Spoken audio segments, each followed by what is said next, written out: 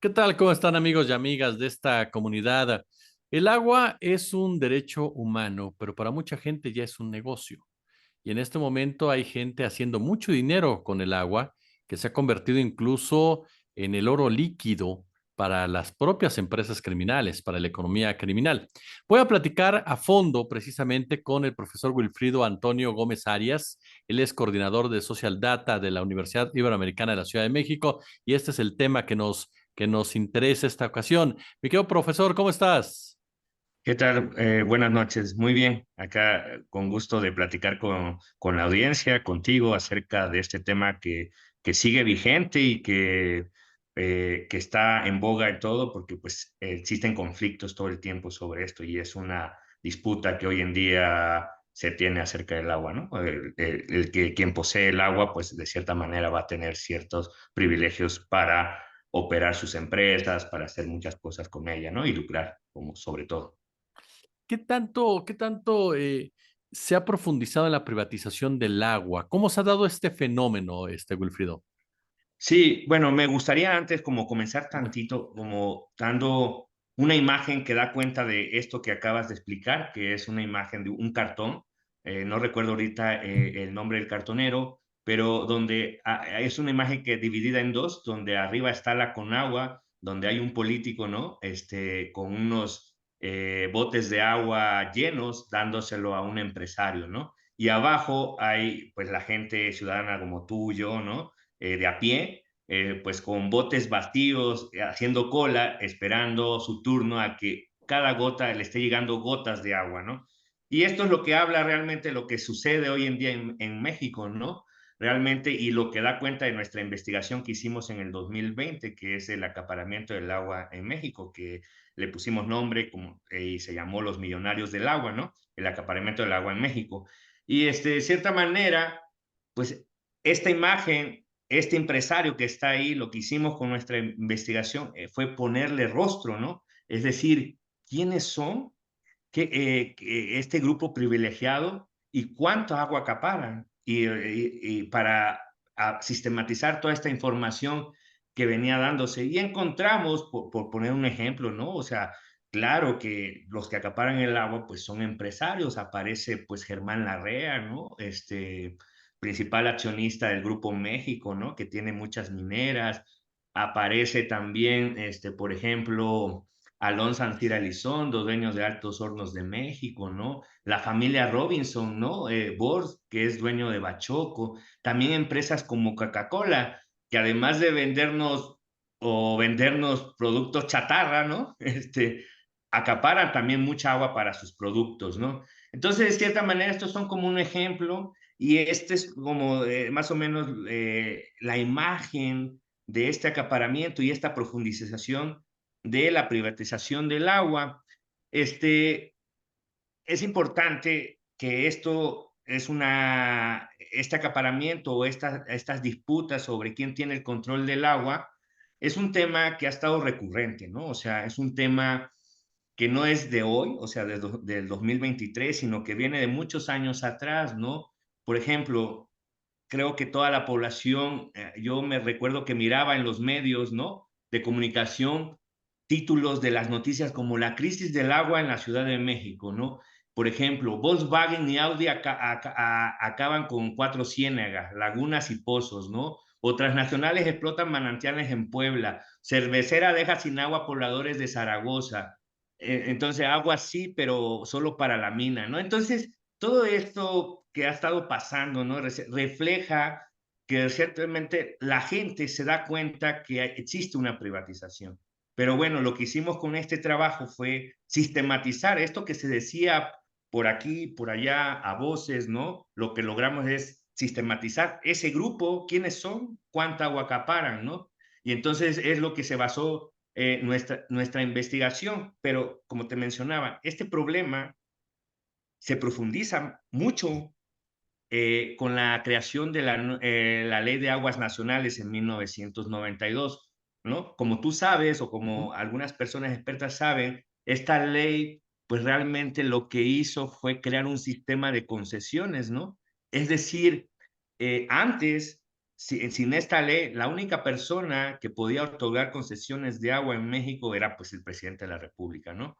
Y entonces, con este sistema donde pone a la cabeza a la Conagua, que se creó en 1982, bajo esa misión de crear toda esta ley de agua nacional y crear este sistema de concesiones, este, lo que hizo esta ley no fue como regularizar, como se pretendía y se decía, regularizar los pozos irregulares, ¿no? Regularizar las tomas de agua que no estaban, pues de cierta manera, por el presidente otorgadas, ¿no? Entonces, eso es lo que se decía, pero realmente lo que realmente está detrás de fondo de esta ley de aguas nacionales y con esta creación del sistema de concesiones fue realmente este proceso de desposesión del agua, porque permitió otorgar permisos o concesiones por 30 años renovados a 30 años, es decir, 60 aguas, a empresas privadas.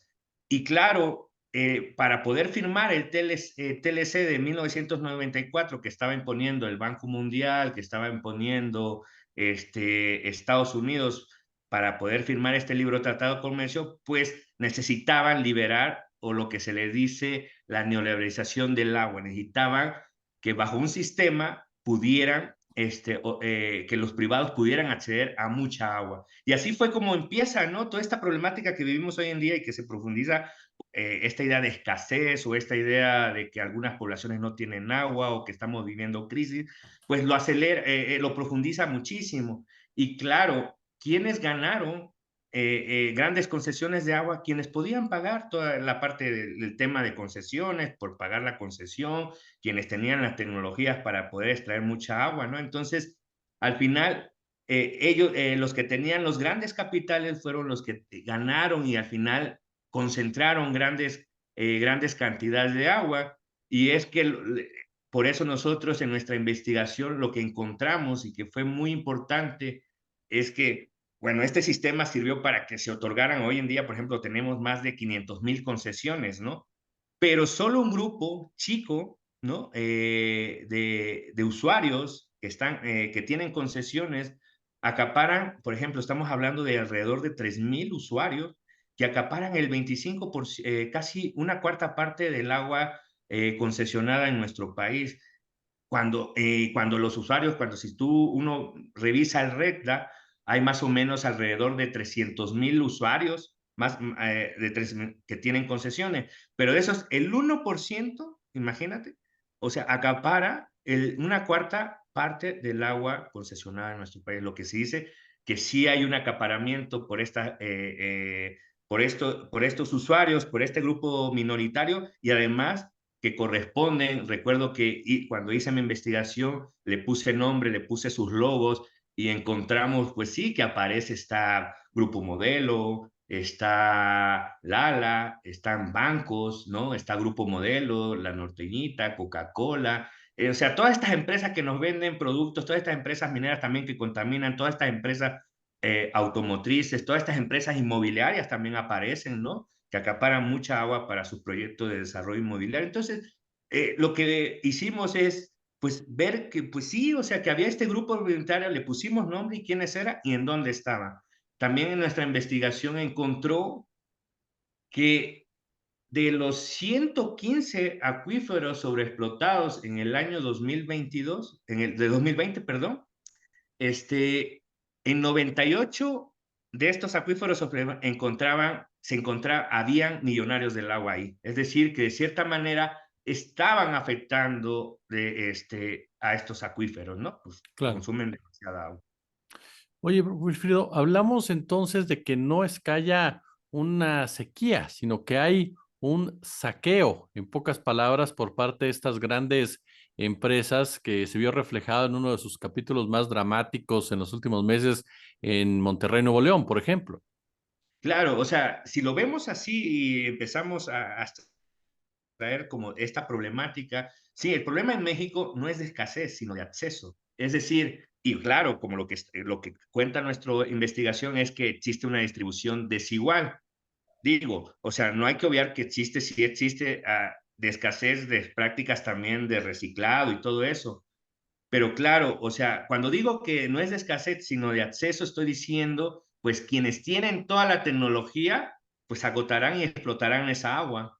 Y también quienes tienen todos los recursos pagarán por concesiones y también quienes tienen toda esta maquinaria para operar y hacerse más ricos, pues generarán la privatización del sector de agua dentro de pues lo que hemos visto, los gobiernos locales también, ¿no? Que tienen mucha vinculación. Y entonces, pues de cierta manera, este grupo minoritario, estos millonarios, para ellos, para quienes quieran poseer esta agua, se vuelve un recurso de control estratégico, ¿no?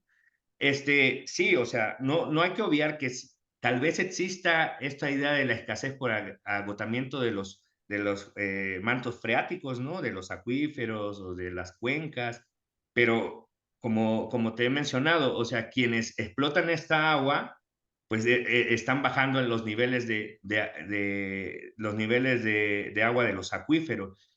Apenas hace 2 semanas, por ejemplo, tuve la oportunidad de estar en Minatitlán, Veracruz, visitando a mi familia y yo recuerdo toda mi niñez, ellos tenían pues pozos, ¿no?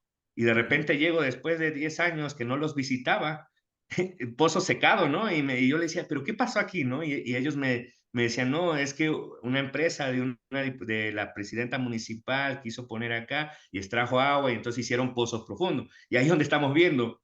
Claro, o sea, sí está viendo la escasez porque están explotando más el agua, pero quienes tienen la tecnología pueden hacer pozos profundos para seguir explotándola y disminuir, pero quienes ya no tienen esa tecnología porque ya no pueden escarbar pozos profundos, pues no van a tener agua y pues sí, existe esa escasez, ¿no? Realmente.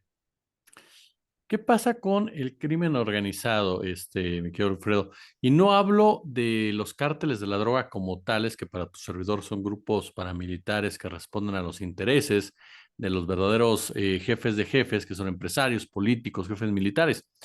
¿Qué pasa precisamente con esa economía criminal que se disputa en este momento el agua? Ya mencionábamos las mineras, ya mencionábamos a Coca-Cola, ya mencionábamos precisamente estas empresas, las cuales desplazan incluso comunidades. Bueno, o sea, es como hay fuentes de documentación donde estas empresas pues tienen capitales muy grandes, ¿no? Realmente y están bien organizados y donde ellos velan por sus intereses, que es generar mayor riqueza a costa del agua, a costa de que no tengamos agua, a costa de que no tengamos recursos naturales, a costa de, o sea, realmente chupan, o sea, y destruyen en este sentido todo, o sea, este grupo, pues ahí creo, yo no me he profundizado mucho, pero lo que he podido leer es que, pues sí, o sea, tienen todo el capital para poder armar artilugios, para poder cambiar las leyes, para poder frenar leyes que favorezcan a la población. Si no les favorece, frenan leyes, invierten mucho dinero, ¿no? O sea, para que frenan leyes, en el caso del agua, ¿no? Que desde el 2012 se supone que se debía haber creado otra nueva ley de aguas nacionales que garantizara el derecho humano al agua, el acceso al agua de los ciudadanos, pues sigue frenada. Han pasado más de 10 años y sigue sin haber una nueva ley. Pues claro, porque toca sus intereses, porque estos grupos, pues de cierta manera, están coludidos con diputados, tienen todo el capital financiero para poder frenar esto y que hoy en día no tengamos eso. Porque como te mencioné, la ley de 1992 de aguas nacionales favorece a ellos, no lo quieren perder.